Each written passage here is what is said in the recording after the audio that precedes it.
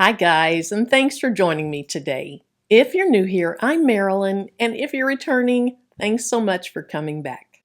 In today's video, I'm going to show you my process to print out a DTF transfer and then how to press it to the shirt. In the video, I'll be using a Procolored K13 light printer, but if you have a different printer, the process is probably going to be similar. Also, if you order DTF transfers, the process of pressing it will be very similar. Now, what is DTF? DTF is where you are printing ink, a special type of ink, onto film. So you're going to lay the colors down first, and then it's going to put a white layer of ink behind it. That white layer is what allows it to show up on dark shirts. So unlike sublimation, you don't have to use a light colored shirt, and you don't need to use a polyester shirt. After you print it out, you take some DTF powder, you sprinkle it on the back, you get rid of the excess powder, and then you cure it in a curing oven. So in today's video, I'm going to press it on this dark, almost black heathered gray shirt. I have some DTF powder. I have a container that I use to catch the excess DTF powder. I have a sheet of parchment paper. I have a safety mask. And then again, I'll be printing it on my K13 printer, which is from Procolored, and I'll be curing it in a Procolored curing oven. I'm also going to use the heat press that you see sitting right behind me. That's an HTV Ront AutoPress 2, but any heat press that gets decent pressure is going to work just fine. This is the RIP software that I currently use. Because DTF printers print white ink and they print in layers, which is different from a typical printer, a special software is needed to operate a DTF printer. That's what a RIP software does.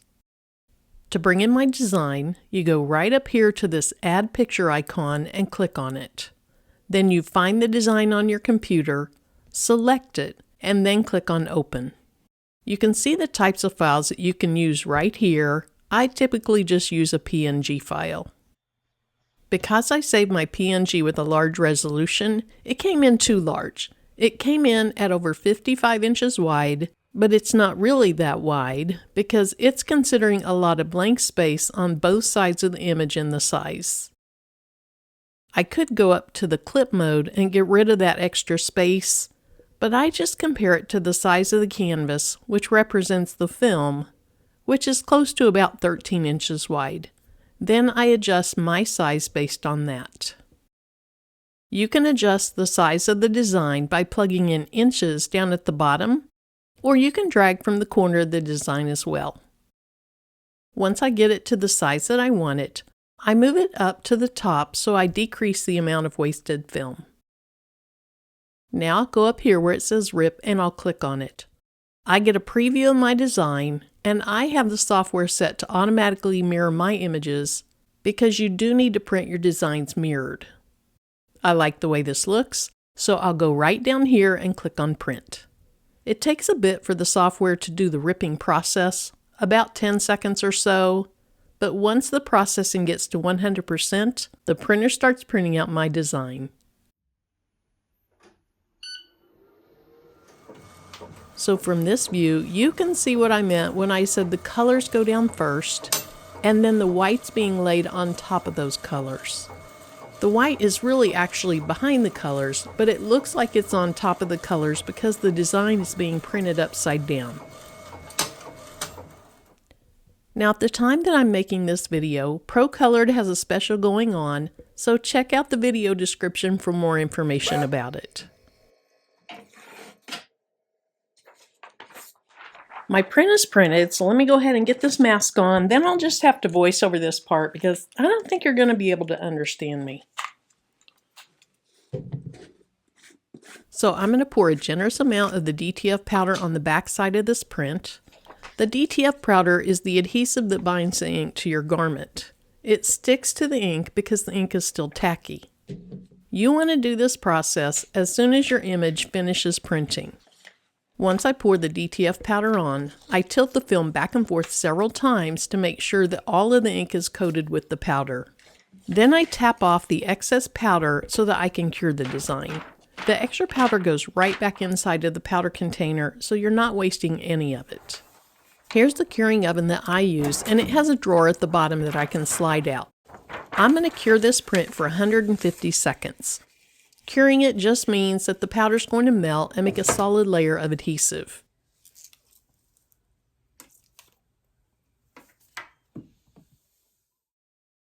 Here's what it looks like when it comes out of the oven. If you couldn't see it very well in the other camera, this is what the back of this print looks like. It looks like an orange peel texture. And then this is what the front looks like. Before I press the DTF transfer onto the shirt, I want to do two things. I want to pre-press the shirt to remove moisture and provide a smooth surface.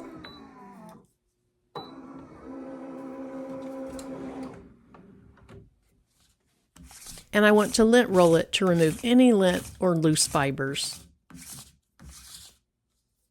So now it's time to figure out where the center of the shirt is, where the center of the design is, and get this pressed on. So with a shirt, if you want to, you can fold them. You can fold them so that the center has a crease in it. You can line up the sides, and then you can put it on the heat press and press a crease in the middle. So let me go ahead and do that really quickly.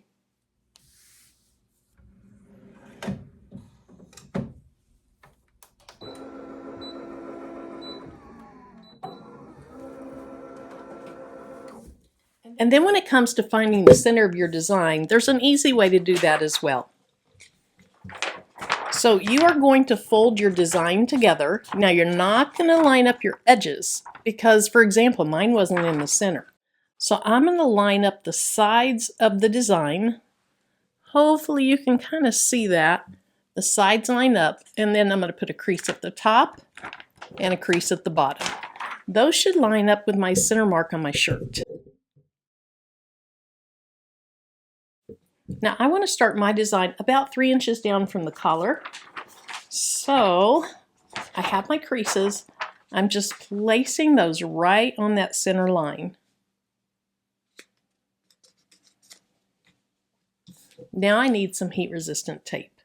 I think I forgot to tell you that in the intro, but you should use some heat resistant tape. That's just going to keep this from shifting while you get it to your heat press.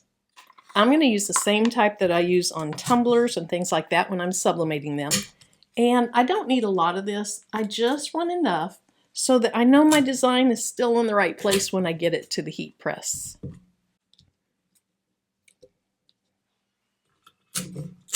I think 3 pieces is plenty.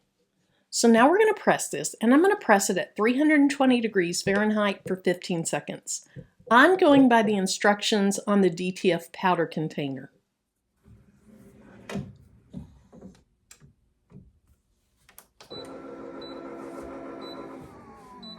Now, you don't need to cover that up with anything to protect the press because that film is very thick. It's not going to allow any of that ink to get to your press.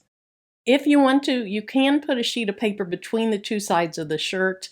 If you're doing a thin shirt, I would recommend that.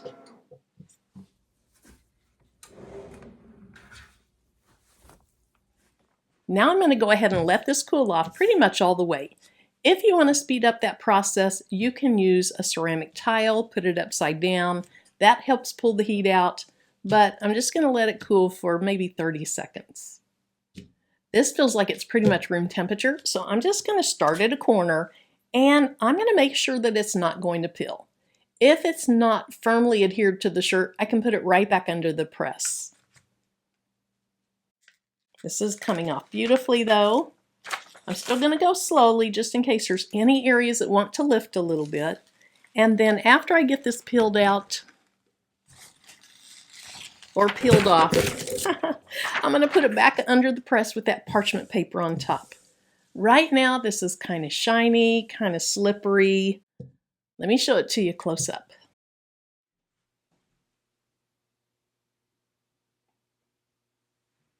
So right now it looks a little bit like HTV. Once we put the parchment sheet over it and press it another 15 seconds, it's going to have a much better feel. It's going to be less on top of the shirt and more down into the fibers. For this second press with the parchment paper, I'm sticking with that 320 degrees for 15 seconds.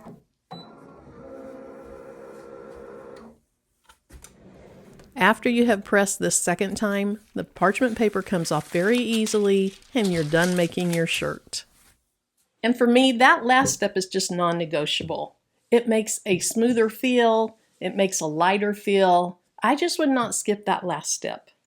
So here's the final shirt. It is so cute. Do you know people that are easily distracted by plants? I know several, and I know one that's going to love this shirt. So thank you so much for joining me today. I hope you have a great rest of your day, and until my next video, bye-bye.